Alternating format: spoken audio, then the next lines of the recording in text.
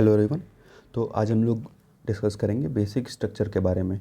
Means हमारे constitution का ये बेसिक स्ट्रक्चर का जो कॉन्सेप्ट है, जो मूलभूत ढांचे का जो कॉन्सेप्ट है, वो कैसे डेवलप्ड होता है। तो सबसे पहले देखिए, सबसे पहला सवाल ये उठता है, मींस जब हमारा कॉन्स्टिट्यूशन बनकर तैयार होता है तो सबसे पहले ये सवाल उठता है कि क्या फंडामेंटल राइट्स जो हमें दिए गए हैं, क्या पार्लियामेंट आर्टिकल 368 की पावर को यूज़ करके क्या फंडामेंटल राइट्स को भी अमेंड कर सकता है। क्या पार्लियामेंट के पास ये पावर है कि वो आर्टिकल 368 यूज़ करके वो फंडामेंटल राइट्स को अमेंड कर दे। तो पहला ये क्वेश्चन उठा सुप्रीम कोर्ट के सामने शंकरी प्रसाद केस में। तो ये शंकरी प्रसाद केस जो है वो 1951 का केस होता है। तो इसमें चैलेंज किया गया था जो हमारा पहला संविधान का संशोधन हुआ था 1951 में, जो फर्स्ट अमेंडमेंट एक्ट पास हुआ था, तो जो कि राइट टू प्रॉपर्टी को कर्टेल कर रहा था, इसी को चैलेंज किया जाता है शंकरी प्रसाद केस में। तो सुप्रीम कोर्ट इसमें ये रूलिंग देती है कि पार्लियामेंट के पास जो पावर है आर्टिकल 368 में, तो पार्लियामेंट चाहे तो फंडामेंटल राइट्स को अमेंड कर सकता है। मीन्स पार्लियामेंट के पास ये पावर है कि फंडामेंटल राइट्स को अमेंड कर सके। और आर्टिकल 13 में जो लॉ शब्द का यूज़ किया गया है वो केवल ऑर्डिनरी लॉज हैं, not the constitutional amendment act. Means article 13 में केवल जो नॉर्मल जो कानून हैं वो आएंगे, ना कि जो भी अमेंडमेंट, जो भी संशोधन संविधान में किया जाएगा वो चीज़ आर्टिकल 13 में इंक्लूड नहीं होगा। जैसे आर्टिकल 13 ये कहता है कि अगर कोई भी चेंज ऐसा किया जाता है कि जो कि फंडामेंटल राइट्स को वॉयलेट कर रहा हो, तो सुप्रीम कोर्ट उसको नल एंड वॉइड डिक्लेयर कर सकता है। ठीक।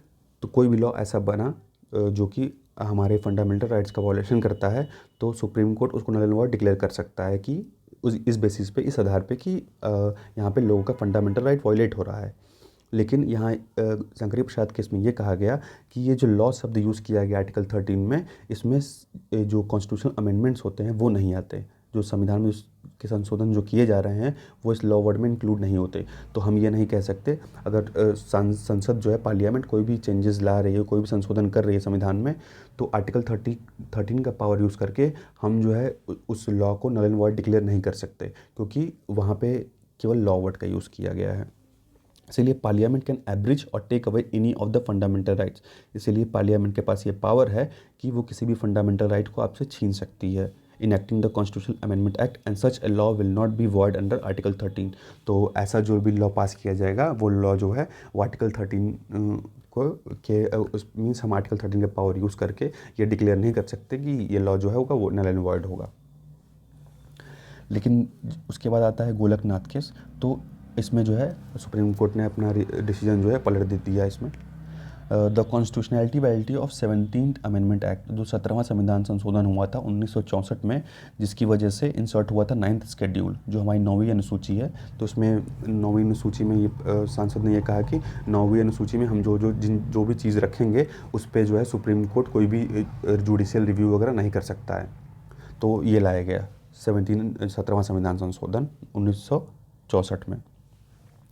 सुप्रीम कोर्ट ने रूल किया इसमें गोलकनाथ केस में, the fundamental rights are given a transcendental and immutable position and hence the parliament can not abridge or take away any of these rights. और ये कहा कि पार्लियामेंट जो है मीन्स जो फंडामेंटल राइट्स हैं उनका एक बहुत महत्वपूर्ण, बहुत इंपॉर्टेंट स्थान है हमारे संविधान में। तो पार्लियामेंट ऐसा नहीं है कि वो कोई भी अमेंडमेंट करके हमारे अधिकारों को छीन सकता है। तो पार्लियामेंट के पास ये पावर नहीं है। पहले स्टार्टिंग में ये कहा गया था पार्लियामेंट के पास ये पावर है कि वो आपके फंडामेंटल राइट्स को ले सकता है, ठीक है। लेकिन गोलकनाथ केस में ये कहा गया कि पार्लियामेंट आपके फंडामेंटल राइट्स को कर्टेल नहीं कर सकता, छीन नहीं सकता। एक constitutional amendment act is also a law. और ये कहा गया कि उसमें कहा गया था कि लॉ वर्ड जो यूज़ किया गया उसमें कॉन्स्टिट्यूशनल अमेंडमेंट एक्ट नहीं आता। लेकिन यहाँ पे गोलकनाथ केस में सुप्रीम कोर्ट ने कहा कि जो कॉन्स्टिट्यूशनल अमेंडमेंट है, जो होता है, जो संशोधन किया था संविधान में, वो भी एक लॉ के तहत आएगा। मीन्स वो भी आर्टिकल 13 में आएगा। और अगर वो फंडामेंटल राइट को वॉयलेट कर रहा होगा तो उसको वॉइड डिक्लेयर किया जा सकता है सुप्रीम कोर्ट के द्वारा आर्टिकल 13 का पावर यूज़ करके। उसके बाद पार्लियामेंट इस चीज़ को, गोलकनाथ केस को लेकर के रिएक्ट करती है पार्लियामेंट। और उसके बाद 24th अमेंडमेंट एक्ट लाया जाता है 1971 में। The act amendment article 13 and 368। उसके बाद जो 24वां संविधान संशोधन होता है 1971 में, तो उसमें अनुच्छेद 13 को और 368 को, मीन्स आर्टिकल 13 एंड आर्टिकल 368 को अमेंड किया जाता है। और ये कहता है पार्लियामेंट की, पार्लियामेंट के पास पावर होगा to abridge or take away any of the fundamental rights under Article 368 and such an act will not be a law under the meaning of article 13। Means अब देखिए फिर से वही बात हो गई, फिर से डिसीजन यहाँ ये हो गया कि पार्लियामेंट ये कह दिया कि अगर हम आर्टिकल 368 की पावर यूज़ करके हम चेंजेस कर रहे हैं तो हम चाहे तो फंडामेंटल राइट्स को भी चेंज कर सकते हैं, हम वो भी छीन सकते हैं फंडामेंटल राइट्स भी, ठीक है। और जो भी हम अमेंडमेंट करेंगे वो आर्टिकल 13 में जो है वो मीन्स वो लॉ के वर्ड में नहीं आएगा। बाद में सबसे इम्पॉर्टेंट केस आता है केस वन भारती केस 1973 में, जिसको हम बेसिक स्ट्रक्चर केस भी बोलते हैं। तो इसमें जो है गोलकनाथ केस के जजमेंट को ओवर रूल करते हुए सुप्रीम कोर्ट ने ये कहा, पहले तो जो 24वां संविधान संशोधन हुआ था उसकी जो वैलिडिटी थी वो कही कि जो 24वां संविधान संशोधन हुआ है जो ये कहता है कि मीन्स आर्टिकल 368 का पावर यूज करके पार्लियामेंट जो चाहे तो फंडामेंटल राइट्स को भी हम चेंज कर सकती है। तो सुप्रीम कोर्ट ने कहा कि ठीक है भैया आप सही कह रहे हैं, फंडामेंटल राइट्स जो हैं उनको भी जो है मीन्स आप चेंज कर सकते हैं आर्टिकल 368 का यूज़ करके, आप कुछ भी कर सकते हैं, पूरा संविधान बदल सकते हैं, लेकिन जो हमारे बेसिक स्ट्रक्चर है, जो हमारे संविधान का मूलभूत ढांचा है वो चेंज नहीं होना चाहिए, वो डिस्टर्ब नहीं होना चाहिए। तो अब यहाँ पे एक नया डॉक्ट्रिन इमर्ज हो जाता है केशवानंद भारती केस में, बेसिक स्ट्रक्चर का doctrine. It ruled that the constituent power of parliament under article 368 does not enable it to alter the basic structure। Means आप कुछ भी करिए, आर्टिकल 368 का पावर यूज़ करिए, चेंज करिए, जो बुलाना आपको मनमानी करते रहिए, लेकिन आप जो है बेसिक स्ट्रक्चर को चेंज नहीं कर सकते, संविधान की मूलभूत ढांचा है उसको आप चेंज नहीं कर सकते। This means that the parliament can not abridge or take away any away of fundamental right that forms a part of basic structure. और ये कहा गया कि ठीक है आप फंडामेंटल राइट्स को भी चेंज कर सकते हैं, आप जो मौलिक अधिकार है उसको चेंज कर सकते हैं, लेकिन हमारा जो मूलभूत ढांचा है ऐसे राइट्स, ऐसे अधिकार जो हमारे संविधान की मूलभूत ढांचा बना रहे हैं, तो ऐसे अधिकारों को आप नहीं छीन सकते। The doctrine of basic structure of the constitution was reaffirmed and applied by the supreme court in Indira Nehru Gandhi case 1975। तो फिर से जो बेसिक स्ट्रक्चर कॉन्सेप्ट है वो दोबारा फिर आता है इंदिरा नेहरू गांधी केस 1975 में, जिसको हम पासपोर्ट केस भी बोलते हैं, पासपोर्ट केस, क्योंकि इसमें पासपोर्ट ले लिया गया था इनका और विदेश जाने से रोक दिया गया था। तो विदेश जाना भी एक फंडामेंटल राइट है अंडर आर्टिकल 21, ये कहा गया था सुप्रीम कोर्ट के द्वारा। तो देखिए in this case the supreme court invalidated a provision of 39 amendment act. यहाँ पर जो 39वां संविधान संशोधन हुआ था 1975 में, तो उसके प्रोविजन को इनवैलिडेट करा दिया गया, विच kept the election disputes involving the prime minister and speaker of Lok Sabha outside the jurisdiction of all courts. तो जो 39वां संविधान संशोधन हुआ वो ये कहता था कि प्राइम मिनिस्टर और जो लोकसभा के जो स्पीकर हैं, जो चेयरमैन लोकसभा के जो स्पीकर हैं, अगर प्राइम मिनिस्टर और स्पीकर के बीच कोई भी इलेक्शन का कोई भी डिस्प्यूट होता है, चाहे वो प्राइम मिनिस्टर के इलेक्शन का डिस्प्यूट हो या स्पीकर के इलेक्शन का डिस्प्यूट हो, तो वो जो है किसी कोर्ट्स के जुरिडिक्शन में नहीं आएगा। मीन्स कोई भी कोर्ट जो है ऐसे मैटर्स को हल नहीं कर सकता, ऐसे मैटर्स पे अपना जजमेंट नहीं दे सकता। The court said that the provision was beyond the amending power of parliament as it affected the basic structure of constitution. तो कोर्ट क्या कहती है कि जो ये संशोधन लाया गया है ये जो है पार्लियामेंट की जो पावर दी गई है उसके बियॉन्ड है, आप कुछ ज़्यादा ही अपने पावर का इस्तेमाल कर रहे हैं, ये आप हमारे जो बेसिक स्ट्रक्चर है आप उसको यहाँ डिस्टर्ब करने की कोशिश कर रहे हैं। तो सुप्रीम कोर्ट क्या करती है, जो 39वां संविधान संशोधन होता है 39 अमेंडमेंट एक्ट, उसको void declare null void declare कर देती है। Again the parliament reacted to judicially invocated doctrine of basic structure by enacting 42nd amendment act.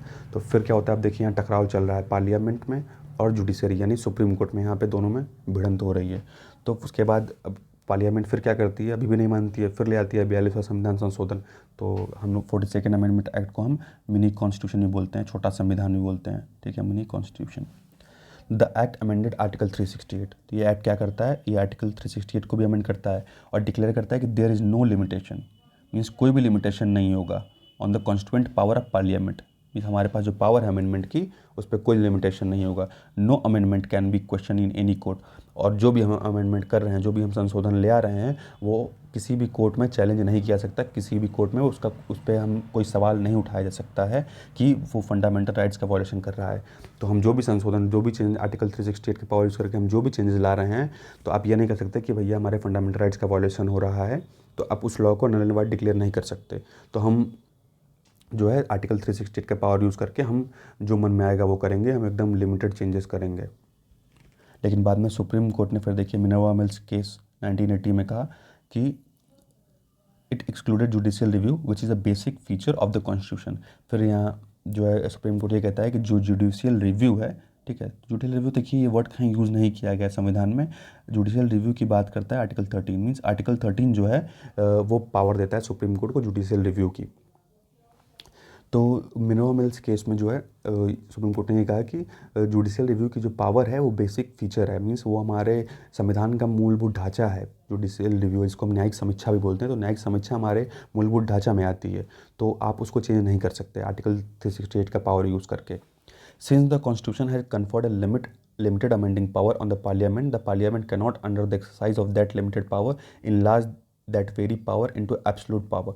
Means, और ये कहा जाता है सुप्रीम कोर्ट के द्वारा कि जो आपको पावर दिया गया है वो लिमिटेड अमेंडिंग पावर दिया गया है, अनलिमिटेड पावर नहीं है। ये जो पावर है वो सीमित शक्तियाँ आपको दी गई हैं, ऐसा नहीं है कि दे दिया गया एकदम भर मार के जो मन करे वो करिए। तो वो अनलिमिटेड पावर नहीं है, वो लिमिटेड पावर है। The parliament cannot, under the exercise of limited power, enlarge that very power into absolute power।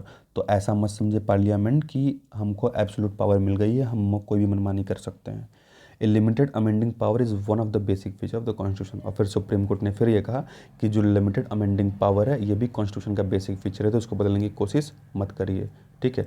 तो इसीलिए हम देखिए गवर्नमेंट जो है, यहाँ पे सीधी बात है कि जो गवर्नमेंट सरकार पे एक लिमिट लगा रही है, तो इसीलिए जो हम लोग की गवर्नमेंट है वो लिमिटेड गवर्नमेंट की भी कैटेगरी में आती है, लिमिटेड गवर्नमेंट, ठीक है। तो हम इसको लिमिटेड से, यूपीएससी ने बार प्रीलिम्स में क्वेश्चन पूछा था लिमिटेड गवर्नमेंट से related. Parliament cannot, under Article 368, expand its amending power so as to acquire for itself the right to repeal or abrogate the constitution or to destroy its basic features। तो parliament जो है article 368 का power use करके हमारा जो basic ढांचा है, जो हमारा मूलभूत ढांचा है, बेसिक फीचर्स जो भी हैं उसको डिस्ट्रॉय नहीं कर सकती।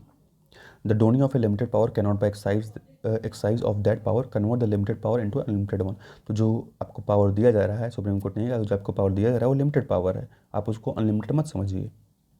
फिर वामन राव केस 1981 का है, इसमें सुप्रीम कोर्ट ने कहा कि doctrine of basic feature and further clarified that it would not apply to constitutional amendment enacted after 24 April 1973। Means देखिए ये कहा गया कि जो ये बेसिक फीचर वाला जो कॉन्सेप्ट है ये अप्लाई होगा 24 अप्रैल 1973 से। तो 24 अप्रैल 1973 ये डेट रखी गई कि जो बेसिक फीचर का जो कॉन्सेप्ट है ये 24 अप्रैल 1973 से अप्लाई होगा। मीन्स ये इसलिए रखा गया क्योंकि केशवानंद भारती केस का जो जजमेंट था वो इसी दिन आया था, तो केशवानंद भारती केस का जजमेंट से वही डेट तय किया गया कि इस डेट से ही जो है बेसिक फीचर का कॉन्सेप्ट अप्लाई माना जाएगा। अब देखते हैं कि क्या एलिमेंट्स हैं हमारे बेसिक स्ट्रक्चर के।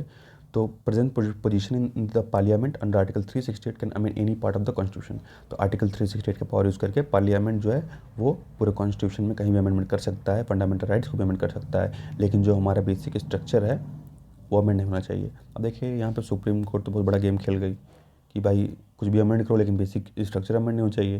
तो बेसिक स्ट्रक्चर को डिफाइन नहीं किया गया, कहीं भी बेसिक स्ट्रक्चर डिफाइन नहीं कि ये चीज़ें बेसिक स्ट्रक्चर में आएंगी। बस टाइम टू टाइम जो है सुप्रीम कोर्ट ही डिसाइड करता है कि क्या क्या चीज़ें जो होंगी वो बेसिक स्ट्रक्चर में आएंगी, ये डिसाइड करता है सुप्रीम कोर्ट। तो जैसे सुपरमेसी ऑफ द कॉन्स्टिट्यूशन, जो हमारा संविधान है वो सुप्रीम होगा, सोवरेन डेमोक्रेटिक रिपब्लिक नेचर की हमारी जो इंडियन पॉलिटी है वो होगी, ठीक है भाई। डेमोक्रेटिक तो हैं, आप चेंज नहीं कर सकते, रिपब्लिकन गणतंत्र है, ठीक है। तो ये सब चीज़ें जो हैं ये सब बेसिक स्ट्रक्चर में आती हैं। तो टाइम टाइम पे जो है सुप्रीम कोर्ट ने इस चीज़ को डिफ़ाइन किया है, कहा है कि ये चीज़ें बेसिक स्ट्रक्चर में आती हैं। ऐसे जो हमारे स्टेट का जो सेकुलर कैरेक्टर है, ठीक है, मीन्स कोई भी धर्म नहीं है, ऐसा नहीं है कोई पर्टिकुलर धर्म की कंट्री है, तो यहाँ सभी धर्म एक समान एक बराबर है, तो सेकुलर कंट्री हो गई। तो सेकुलर जो कैरेक्टर है कॉन्स्टिट्यूशन का वो उसका बेसिक फीचर हो गया। जो सब पावर का जो सेपरेशन होता है लेजिस्लेचर, एग्जीक्यूटिव और जुडिशियरी के बीच में जो पावर का सेपरेशन है वो भी बेसिक फीचर है, आप उसको चेंज नहीं कर सकते। जो फेडरल कैरेक्टर है हमारे कॉन्स्टिट्यूशन का, हमारे संविधान का जो फेडरल कैरेक्टर है उसको आप चेंज नहीं कर सकते। यूनिटी और इंटीग्रिटी ऑफ द नेशन को, welfare state, judicial review, article 13, ठीक है। और freedom of dignity of individual, parliamentary system जो है, rule of law, harmony and balance between fundamental rights and DPSP, ठीक है। तो फंडामेंटल राइट्स हो गया, डीपीएसपी के बीच में जो ये बैलेंस एक मेंटेन होता है, तो उस चीज़ को आप छेड़छाड़ नहीं कर सकते। इक्वालिटी का जो प्रिंसिपल है, राइट टू इक्वालिटी बात करता है, आर्टिकल 14 से लेके आर्टिकल 18 तक राइट टू इक्वालिटी की बात की गई है। Free and fair elections, independence of judiciary, ठीक है। जुडिशियरी की इंडिपेंडेंस भी ऐसा नहीं है कि अब जुडिशियरी में कह दिए कि अब सुप्रीम कोर्ट के जज हम अपॉइंट करेंगे, जैसे अभी ऑल इंडिया जुडिशियल सर्विसेज की बात चल रही थी, AIGS की, तो सुप्रीम कोर्ट ने मना कर दिया कि नहीं, अब जब जज ही आप लोग सरकारी अपॉइंट करने लगेगी तो सरकार अपना आदमी बैठा देगी। इसीलिए कहा कि यहाँ इंडिपेंडेंस ऑफ जुडिशरी को खतरा है, तो आप ये चीज़ नहीं कर सकते। Limited power of parliament to amend the constitution, ठीक है, तो पार्लियामेंट को जो पावर दिया गया है वो लिमिटेड पावर दिया गया है कॉन्स्टिट्यूशन का, ये भी बेसिक फीचर में आता है। इफेक्टिव एक्सेस टू जस्टिस, सभी लोग को न्याय के लिए भाई पूरा पूरा अधिकार है, सबको दिया जाएगा, इसीलिए सिस्टम लाया गया। पब्लिक इंटरेस्ट लिटिगेशन, जिसको हम PIL भी बोलते हैं। प्रिंसिपल अंडरलाइंग फंडामेंटल राइट्स, जो भी हमारे फंडामेंटल राइट्स के इसेंस हैं, जो मूलभूत ढांचा बनाते हैं हमारे अधिकारों का, वो उसको चेंज नहीं कर सकते आप। उसके बाद जो सुप्रीम कोर्ट और हाई कोर्ट को पावर दी गई हैं, जैसे आर्टिकल 32, 136, 141, 142, आर्टिकल 226 एंड 227 जो हाई कोर्ट को पावर देता है, तो इन सब चीज़ों को बेसिक स्ट्रक्चर बताया गया है सुप्रीम कोर्ट के द्वारा। तो टाइम टाइम जो है वो सुप्रीम कोर्ट डिसाइड करती है, बताती रहती है कि क्या क्या चीज़ें जो है वो बेसिक स्ट्रक्चर में आती हैं। जो भी चीज़ें बेसिक स्ट्रक्चर में आएंगी तो पार्लियामेंट 368 की पावर यूज़ करके ऐसा नहीं है चेंज कर सकता है। जो भी पावर दी गई हैं वो लिमिटेड पावर हैं, वो अनलिमिटेड पावर नहीं है। तो अगर वीडियो अच्छा लगा हो तो वीडियो को लाइक कर दीजिए और चैनल को सब्सक्राइब कर लीजिए। और thank you, thanks for watching.